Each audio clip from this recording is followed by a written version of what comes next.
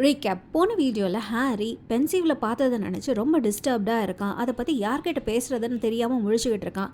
ஜின்னியை லைப்ரரியில் பார்த்ததும் அவகிட்ட இதை பற்றி சொல்லறான். ஹாலிடேஸோட கடைசி நாள் அன்னைக்கு ஃப்ரெட் அண்ட் ஜார்ஜ் ஹாரி கிட்ட அவனுக்கு ஹெல்ப் பண்ணுறதா சொல்லுறாங்க. அடுத்த நாள் மத்தியானத்துக்கு மேலே அதை பண்ணலாம் அப்படின்னு அவன்கிட்ட சொல்கிறாங்க.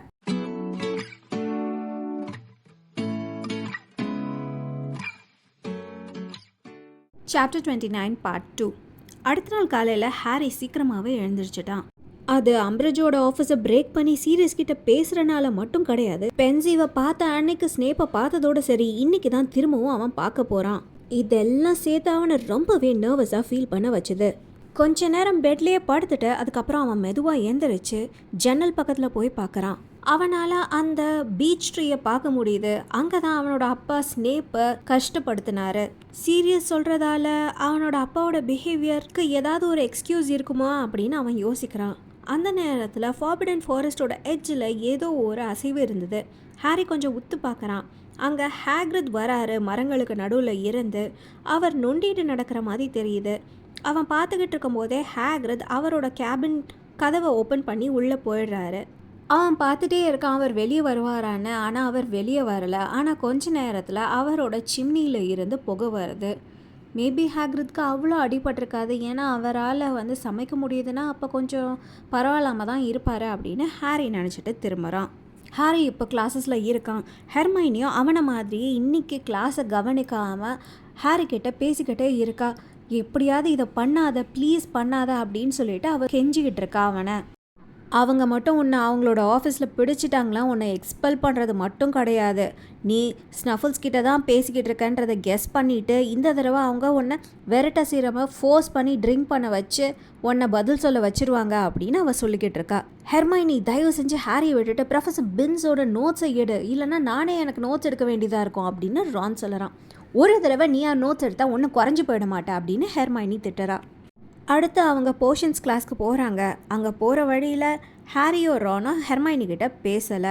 ஆனால் அவங்க போன வழியெல்லாம் கிளாஸுக்குள்ளே போகிற வரைக்கும் அவங்களுக்கு வார்னிங்ஸாக கொடுத்துக்கிட்டே இருக்கா.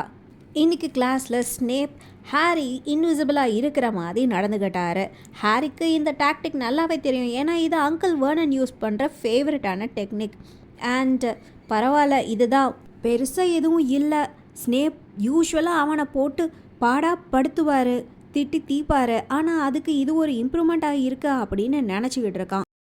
இன்றைக்கு ஸ்னேப்போட எந்த ஒரு ஊடுருளவும் இல்லாமல் அவன் இன்விகரேஷன் ட்ராட்டை ஈஸியாக பண்ணிட்டான். கிளாஸ் முடிஞ்சு அவன் கொஞ்சம் அவனோட போர்ஷனை கிளாஸ் பாட்டிலில் ஊற்றி கார்க் பண்ணி ஸ்னேப்போட டெஸ்கில் போய் வைக்கிறான். நல்ல வேலை இன்றைக்கு ஒரு ஈயாவது போடுவார் அப்படின்னு யோசிச்சுக்கிட்டே வச்சுட்டு அவன் திரும்ப நடந்து வந்துக்கிட்டு இருக்கான். அந்த நேரத்தில் கிளாஸ் உடையிற சத்தம் கேட்குது. சாரி அப்படின்னு மால்ஃபாய் சொல்லுறான். இன்றைக்கும் 0 பாட்டர் அப்படின்னு ஸ்னேப் சொல்லுறாரு. ஹாரிக்கு கோவத்தில் எதுவும் பேச முடியல. அவனோட கால்ரனுக்கு போய் இன்னொரு டெஸ்ட் டியூப்பில் போர்ஷனை ஊற்றி கொண்டு வரலாம் அப்படின்னு நினச்சிக்கிட்டு இருக்கான். ஆனால் அவனோட கால்ரன் எம்டியாக இருந்தது. சாரி, நீ முடிச்சுட்டுன்னு நினச்சா அதனால் கிளியர் பண்ணிட்டேன் அப்படின்னு ஹெர்மைனி சொல்லுறா. ஹாரி பயங்கர கோவமாயிட்டான். பெல் அடித்ததும் அதனால் அவன் பேக்கை எடுத்துகிட்டு திரும்பி பார்க்காம வேகமாக நடந்து லஞ்சுக்கு போகிறான். அங்கே போய் நெவில் அண்ட் சீமஸ்க்கு நடுவில் போய் உட்காந்துக்கிறான். அவன் ரொம்ப பேட் மூடில் இருந்தனால அவன் டிவினேஷனுக்கு போயிட்டுருக்கான். அப்போ தான் ரான் அவனை ஞாபகப்படுத்துகிறான். அவனுக்கு கரியர் அப்பாயின்மெண்ட் இருந்தது ப்ரொஃபஸர் மெக்டானலோட அவங்களோட ஆஃபீஸ்லன்னு. வேகமாக அவன் ஓடுறான். சாரி ப்ரொஃபஸர், நான் மறந்துட்டேன் அப்படின்னு சொல்லிட்டு அவன் மெக்டானலோட ஆஃபீஸில் போய் பேசுகிறான். ஒன்றும் பிரச்சனை இல்லை பாட்டர் அப்படின்னு அவங்க சொல்லுறாங்க. அந்த நேரத்தில் கார்னர்லேருந்து யாரோ அப்படின்னு தொண்டையை சரி பண்ணுற சத்தம் கேட்குது.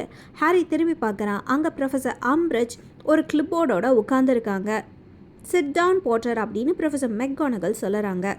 வெல் பாட்டர், இந்த மீட்டிங் என்னென்னா, உனக்கு ஏதாவது கரியர் ஐடியாஸ் இருந்ததுன்னா நீ எந்தெந்த சப்ஜெக்ட்ஸ் எல்லாம் சூஸ் பண்ணணும் அப்படின்றத சொல்கிறதுக்காக தான் அப்படின்னு ப்ரொஃபஸர் மெக்டானகல் சொல்லுறாங்க. நீ ஹாக்வர்ட்ஸை விட்டு போனதுக்கப்புறம் என்னவா ஆகணும் அப்படின்னு ஏதாவது ஐடியா இருக்கா அப்படின்னு அவங்க கேட்குறாங்க. ஹாரி யோசிக்கிறான். வெல், நான் ஒரு ஆரர் ஆகலாம் அப்படின்னு நினைக்கிறேன் அப்படின்னு ஹாரி சொல்லுறான். அதுக்கு உனக்கு டாப் கிரேட்ஸ் வேணும் அப்படின்னு ப்ரொஃபஸர் மெக்டானகல் சொல்லிட்டு கீழே இருந்து ஒரு லீஃப்லெட்டை எடுத்து அவங்ககிட்ட கொடுக்குறாங்க. 5 நியூட் பேப்பராக தான் அவங்க கேட்குறாங்க. எல்லாமே எக்ஸீட்ஸ் எக்ஸ்பெக்டேஷன் கிரேடை விட ஜாஸ்தியாக இருக்கணும்னு எதிர்பார்க்குறாங்க. அதோடு இல்லாமல் ஒரு series of character and aptitude test நீ ஆரர் ஆஃபீஸில் எடுக்க வேண்டி இருக்கும். அது ரொம்ப டிஃபிகல்ட்டான கரியர் பாத் போட்டால் பெஸ்ட் பீப்புளை மட்டும்தான் அவங்க சூஸ் பண்ணுவாங்க. இன்ஃபேக்ட் கடந்த 3 வருஷமாக யாருமே அங்கே சூஸ் பண்ணவே இல்லை அப்படின்னு ப்ரொஃபஸர் மெக்கானகல் சொல்லுறாங்க. இந்த நேரத்தில் பின்னாடி ப்ரொஃபஸர் ஆம்ரிட்ஜ் லைட்டாக இருமுறாங்க. மெக்கானகல் அவங்களோட கண்ணை மூடுறாங்க, ஏதோ அவங்கள இக்னோர் பண்ணுற மாதிரி. இதுக்கு நீ என்னெல்லாம் படிக்கணுன்றதை தெரிஞ்சுக்க விரும்புவேல அப்படின்னு ப்ரொஃபஸர் மெக்கானகல் கேட்குறாங்க. Yes, defence against dark arts I suppose அப்படின்னு ஹாரி சொல்லறான். எஸ், அது மட்டும் இல்லை அப்படின்னு ப்ரொஃபஸர் மெக்கானகல் ஆரம்பிக்கிறாங்க. அந்த நேரத்தில் ப்ரொஃபஸர் ஆம்ரிட்ஜ் திரும்பவும் இருமுறாங்க. ப்ரொஃபஸர் மெக்கானகல் அவங்க கண்ணை மூடி பொறுமைக்கு வேண்டிட்டு திரும்பவும் ஹாரி கிட்ட பேச ஆரம்பிக்கிறாங்க. நான் டிரான்ஸ்ஃபிகரேஷனும் அட்வைஸ் பண்ணுவேன், ஏன்னா ஆர்எஸ் ஃப்ரீக்வெண்ட்டாக டிரான்ஸ்ஃபிகர் ஒரு அன்ட்ரான்ஸ்ஃபிகர் பண்ண வேண்டி இருக்கும். அண்ட் நான் எக்ஸீட்ஸ் எக்ஸ்பெக்டேஷன்ஸ் ஆல் வாங்கினவங்கள தான் என்னோடய நியூ கிளாஸஸில் சேர்த்துப்பேன் அப்படின்னு அவங்க சொல்லுறாங்க. இப்போது நீ கரண்ட்டாக அக்செப்டபிள் வாங்கிக்கிட்டு இருக்கேல்ல, ஸோ நீ இன்னும் கொஞ்சம் ஹார்ட் ஒர்க் பண்ணினா தான் வந்துட்டு எக்ஸாம்ஸில் எக்ஸீட்ஸ் எக்ஸ்பெக்டேஷன்ஸ் வாங்க முடியும். அண்ட் சார்ம்ஸ் வேணும், தே ஆர் ஆல்வேஸ் யூஸ்ஃபுல். அப்புறம் போர்ஷன்ஸ், எஸ் பாட்டர் போர்ஷன்ஸ் அப்படின்னு அவங்க சொல்லுறாங்க.